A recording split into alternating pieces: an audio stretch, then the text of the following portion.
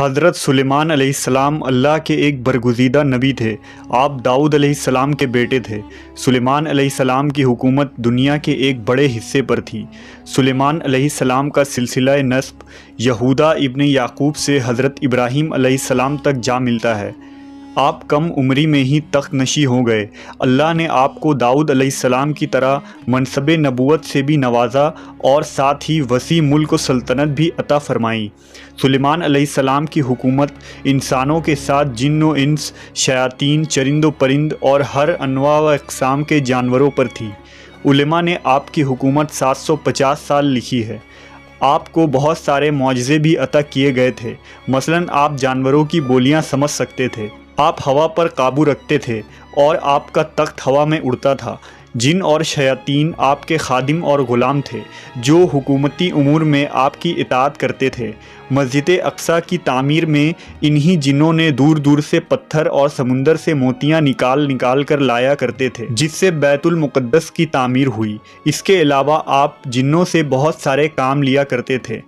اللہ نے قرآن میں فرمایا ہے کہ اور ہم نے سلیمان کی آزمائش کی اور ان کے تخت پر ایک جسم ڈال دیا، پھر انہوں نے رجوع کیا۔ سورہ صاد۔ اس آیت میں اللہ نے حضرت سلیمان علیہ السلام پر آنے والی ایک آزمائش کا ذکر کیا ہے۔ علماء و مفسرین نے اس آیت کی مختلف تفسیر اور وضاحت کی ہے۔ ایک آراء کے مطابق سلیمان علیہ السلام کی ایک غفلت کے نتیجے میں آپ کے تخت پر اللہ نے شیاطین کو مسلط کر دیا تھا اور کچھ عرصے کے لیے آپ سے حکومت چھین لی گئی۔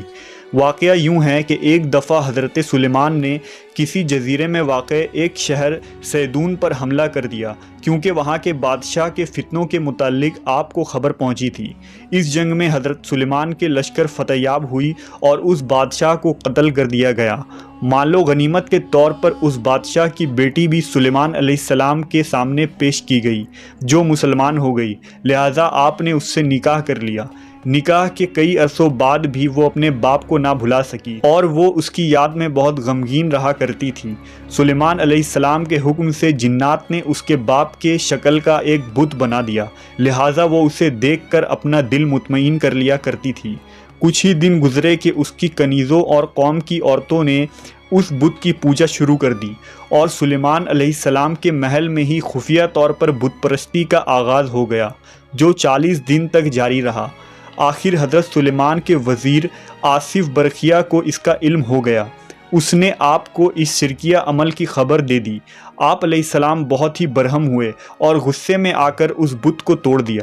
آپ نے اس عورت کو سزا کے طور پر اپنے محل سے نکال کر شہر بدر کر دیا اور سجدے میں گر کر اللہ سے معافی طلب کرنے لگے، لیکن اللہ نے آپ کی اس غفلت کی وجہ سے آپ کو ایک آزمائش میں مبتلا کر دیا۔ دراصل آپ کے پاس ایک انگوٹھی تھی جس کی وساطت سے آپ جن و انس پر حکومت کیا کرتے تھے۔ ابن عساکر اور امام حیثمی کی روایتوں کے مطابق وہ انگوٹھی چاندی کی تھی۔ اس کا نگینہ آسمان سے آیا تھا جس میں یاقوت پتھر جڑا ہوا تھا۔ اس انگوٹھی پر اسم اعظم کندہ تھا اور ایک حدیث کے مطابق اس انگوٹھی پر محمد صلی اللہ علیہ وسلم کا اسم مبارک بھی لکھا تھا۔ یہ انگوٹھی آپ کے نبوت اور حکمت کی علامت تھی، جس طرح موسیٰ علیہ السلام کا عصا مبارک تھا۔ اس انگوٹھی کے ذریعہ آپ امور حکومت بہت ہی اچھے سے چلاتے تھے۔ اسے آپ کبھی خود سے الگ نہیں کرتے تھے۔ جب آپ قضائے حاجت کے لیے جاتے یا اپنی بیویوں کے پاس جاتے تب ہی اس انگوٹھی کو اتارتے اور اسے اپنی سب سے بھروسے مند کنیز امینہ کے سپرد کر دیتے تھے۔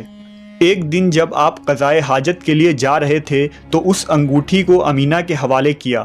کچھ دیر بعد ایک شیطان جس کا نام سخر تھا آپ کی شکل میں امینہ کے پاس آیا اور وہ انگوٹھی لے لی۔ انگوٹھی کا اس کے ہاتھ میں آنا تھا کہ حضرت سلیمان علیہ السلام کی ساری طاقت و قوت اور اقتدار اس شیطان کے قبضے میں آ گئی۔ سلیمان علیہ السلام کو اب کوئی نہ پہچانتا تھا۔ جب آپ لوگوں کو یہ کہتے کہ میں ہی سلیمان بن داؤد ہوں تو لوگ یقین نہ کرتے اور آپ کا مذاق اڑاتے تھے، لہٰذا آپ سمجھ گئے کہ یہ اللہ کی طرف سے آزمائش ہے۔ آپ تخت و تاج چھوڑ کر شہر سے باہر نکل گئے اور روزگار کی تلاش کرنے لگے۔ آپ نے ایک ماہی گیر کے یہاں نوکری کر لی۔ آپ روز اس کے لیے سمندر سے مچھلیاں پکڑ کر لایا کرتے تھے، جس کے بدلے وہ آپ کو 2 مچھلیاں دیا کرتا۔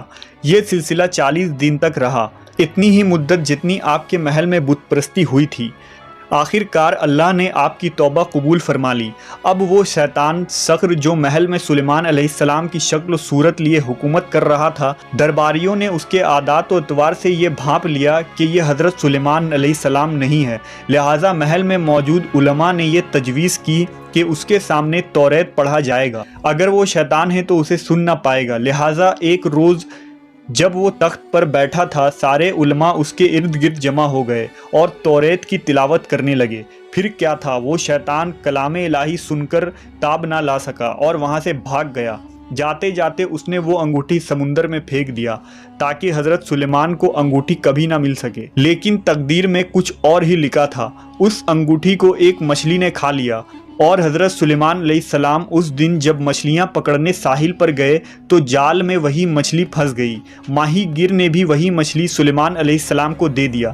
جب آپ نے اس مچھلی کو کھانے کے لیے اس کا سینہ چاک کیا تو وہ انگوٹھی نکلی۔ پھر کیا تھا، اسے پہنتے ہی سارے جن و انس اور مخلوق آپ کے خدمت میں حاضر ہو گئے اور اطاعت پر آمادہ ہو گئے۔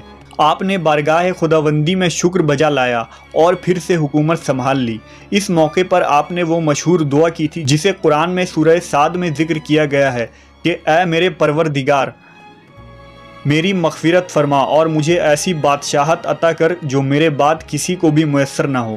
یہ رائے حضرت ابن عباس، مجاہد، سعید بن جبیر اور قتادہ کی ہے، اور ان سے تمام روایات امام ابن کثیر نے اپنی تفسیر میں جمع کیا ہے۔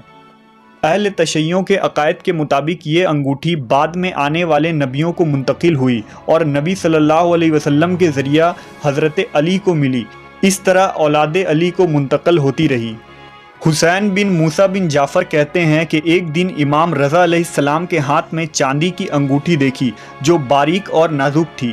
میں نے پوچھا، آپ کے جیسا انسان ایسی انگوٹھی پہنتا ہے؟